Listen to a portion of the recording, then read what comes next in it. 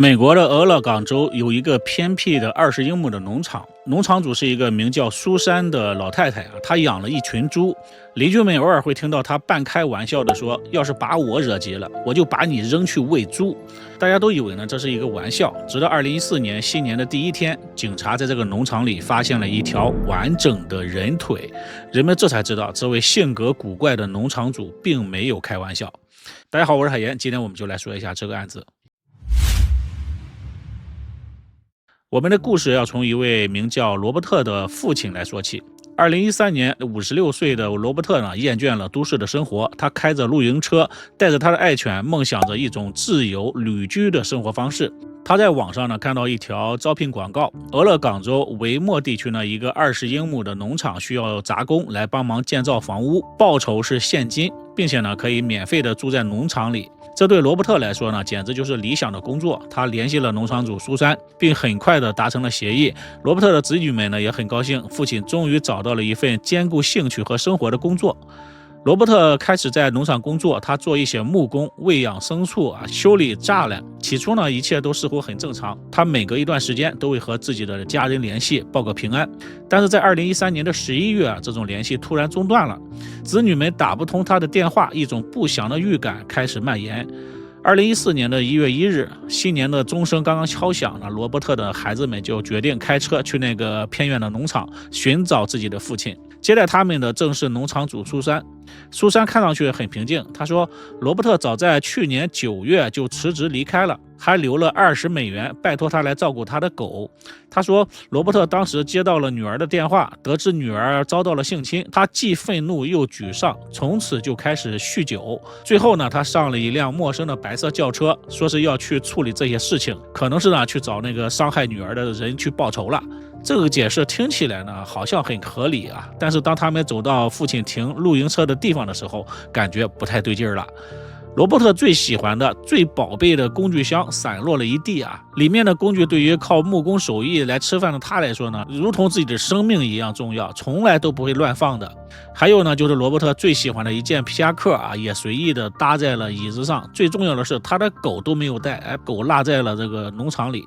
一个打算远行，甚至可能去报仇的人，会不带走自己谋生的工具不带走爱犬，甚至不带走一些御寒的衣物就走了。于是子女们就立刻报了警。罗伯特的子女报警之后警察调查发现这个罗伯特的社会关系很简单，他不爱用银行卡，只用现金，这给追踪带来了困难。但是警方查到他有一张俄勒冈小径卡这种卡是政府发放食品福利的卡，只能买食物。这个卡的使用记录显示在罗伯特失踪之后，2013年的12月份，这张卡在距离农场25分钟车程的一家沃尔玛超市里面被使用过。警方心头一震他觉得罗伯特可能还活着，就在附近。他们调取了超市的监控，然而画面里的不是罗伯特，而是农场主苏珊。苏珊1948年出生于美国加利福尼亚州，出生时名字叫史蒂芬。刚开始他的生理性别是男性，在美国海军服役参加过越南的战争。这段经历可能塑造了他性格当中的强硬冷酷的一面。退役之后他开始以女性的身份来生活，并且改名为苏珊。1991年，他在俄勒冈州杰克逊县的怀默买下了一个20英亩的农场，成为了这里的农场主。他很少和外界联系，过着离群索居的生活，逐渐与社会脱节。他性格孤僻古怪，之前在他那里工作过的人说他是一个怪胎。 She's a fucking weirdo. What makes you say that exactly? She just gave me the EGBGs, or just sometimes you can tell when somebody's a weirdo. She gave me the feeling. 面对质疑，苏珊依然镇定。她说卡是罗伯特离开的时候自愿给他的，让他买点狗粮和啤酒。这个说法是完全站不住脚的。一个人如果真的要远行的话，怎么会把自己的食品卡留给别人呢？自己难道不吃饭吗？2014年1月10日，警方搞到了搜查令，再次进入了那个臭气熏天的农场。一个警员在录像当中，镜头刚刚扫过苏珊居住的棚屋附近，就发现了一样震惊的东西。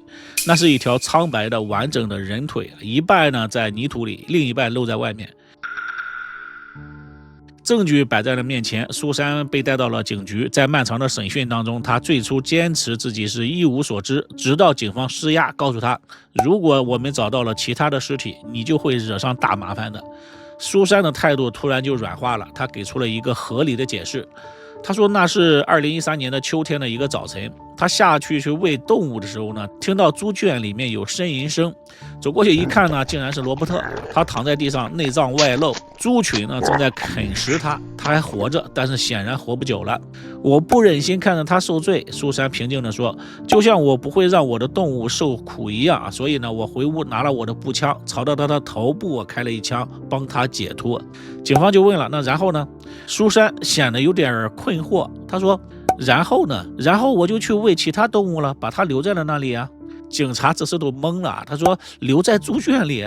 苏珊说，是的，过了几天之后，大部分都被吃完了，我进去捡起了剩下的衣服和骨头，主要是头骨和一只手臂，装进了塑料袋里。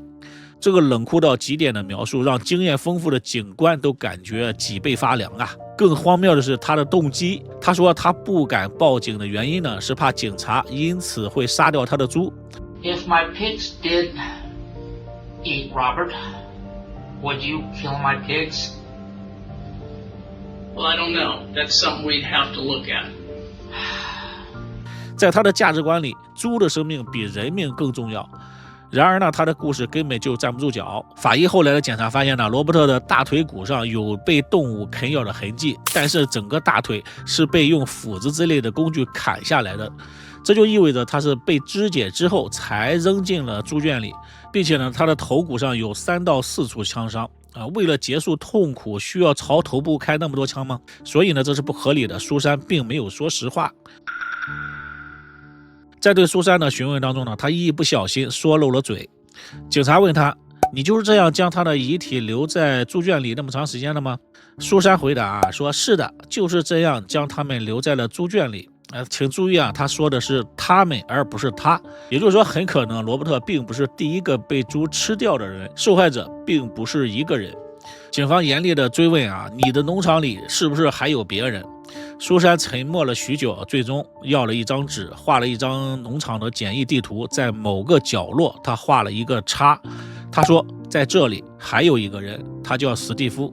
史蒂夫呢是前1年来农场工作的零工。关于他的死呢，苏珊又给出了第2个所谓合理的解释。他说他发现史蒂夫偷了他的枪，说要自我了结，2个人发生了争执，扭打在一起，结果呢这个枪走火了，打中了史蒂夫的后脑勺，然后他把他又喂猪了，又扔到猪院里给猪吃了。警方按照那张画的图呢，果然挖出了史蒂夫的残骸。法医鉴定显示呢，他的头骨上有3到4个弹孔。法医当场就反驳了这个苏珊的自杀和走火的说法。一个人如果要自杀或者走火的话，怎么可能对着自己的脑袋连开5枪呢？至此啊，警察可以确认的是，苏珊就是一个满嘴谎话、残忍的谋杀犯。但是让警察没有想到的是呢，后面的审讯里啊，苏珊说出了更加让人毛骨悚然的事情。在后续的审讯中呢，苏珊对警察说，如果我告诉你还有其他17个人的话，我将会在监狱里度过余生吗？还有17个，警察呢这下就被震惊到了。警方呢动用了大量的警力，用重型的机械在20英亩的农场上挖掘了136个深坑。但是呢，结果是除了罗伯特和史蒂夫之外，他们并没有找到其他人的残骸。但是呢，他们在那个农场里面找到了堆成小山的属于不同人的鞋子，以及大量无法解释来源的其他人的个人物品。所以人们就不仅要问了啊，那些鞋子的主人到底去哪儿了呢？然后再看一看农场里猪圈里的猪，警察好像找到了答案。邻居们回忆啊，苏珊经常让无家可归的拾荒者来农场里短住，也会送一些食物给社区的老人。如今想来呢，这些所谓的善举让人感觉细思极恐啊。那17个受害者很可能就是那些住进农场里的流浪汉，他们很可能也是进入了猪的肚子里。2015年的4月，苏珊一审开庭。此时的他呢，与警方最初见到他的那个邋遢的农妇的样子判若两人。他每次出庭都会穿着精致的女装，化着浓妆，戴着不同的假发，看上去不像罪犯，更像是律师一样。在法庭上呢，他的故事再次更新了新的版本。对于罗伯特，他改口说自己回去拿枪的时候，对方可能已经死了。对于史蒂夫呢，他又改口称是对方攻击了他，他自卫才开的枪。他的表演欲在法庭上达到了顶峰。法庭上，他突然站起来，要求亲自演示史蒂夫是如何攻击他，而他又是如何自卫的。法官不得不让这个法警将他强行带离了法庭。当谈起受害者罗伯特和史蒂夫的时候呢，他面无表情，但是一提到他的猪要被安乐死的时候，他当场情绪崩溃，痛哭流涕。他曾经对警方直言，我不太看重人的生命，这个星球上最大的问题，唯一的问题就是上面有人。一位曾经和他关在一起的狱友作证，苏珊呢在狱中曾经送他一个生日卡片，署名是来自杰克逊县的最甜蜜的杀手。这位狱警还透露了，苏珊曾经亲口承认了罗伯特那天说喝醉了与他发生了争执，于是呢就开枪杀了他，并且将尸体丢进了猪圈里。最终呢，苏珊被判处了终身监禁，50年内不得假释，他将在监狱中度过他的余生。到今年为止呢，也就是2026年，他已经78岁了，现在仍然在监狱中服刑。而他养的那些猪，因为食用了不该食用的东西，可能携带病原体，出于对公共卫生安全的考虑，全部都被安乐死。